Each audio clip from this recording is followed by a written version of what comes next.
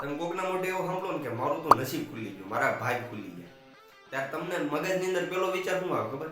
કે મારા ભાગ કેદી ખુલશે યાર, મારું નસીબ કેદી ખુલશે યાર, મારે એવું જોવે છે. પણ ક્યારે તમે નસીબનું એનાલિસિસ કર્યું કે કોઈ માણસ એટલો બધો નસીબદાર કઈ રીતે હોઈ શકે? કે એનું પહેલી બાબતે આપણે સમજી લઈએ કે કોઈ માણસની અંદર તમે સૌથી પહેલા તમારું જ ઉદાહરણ લઈ લો કે તમે આજે રાત્રે સુવો છો અને સવારે જાગીને તમને કોઈ અચાનક મોટી વસ્તુ તમારે જે જોઈએ છે મળી જાય, એ તમારું પહેલું નસીબ થયું. હાલો એને બ્લાઇન્ડ લક કહેવાય.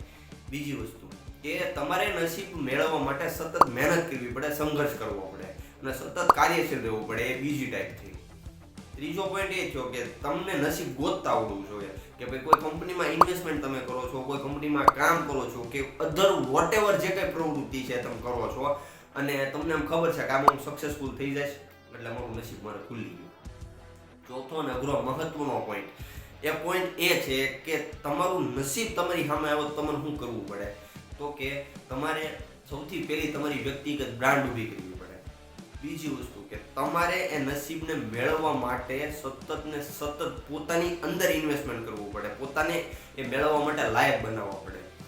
અને ત્રીજો મહત્વનો પોઈન્ટ કે એ નસીબ તમારી સામે આવે ને એની પહેલાં તમારે એનું માઇન્ડસેટ ચેન્જ કરવું પડે. અને બીજી વસ્તુ કે માઇન્ડસેટ તમારે કમ્પ્લીટલી તૈયાર કરવું પડે.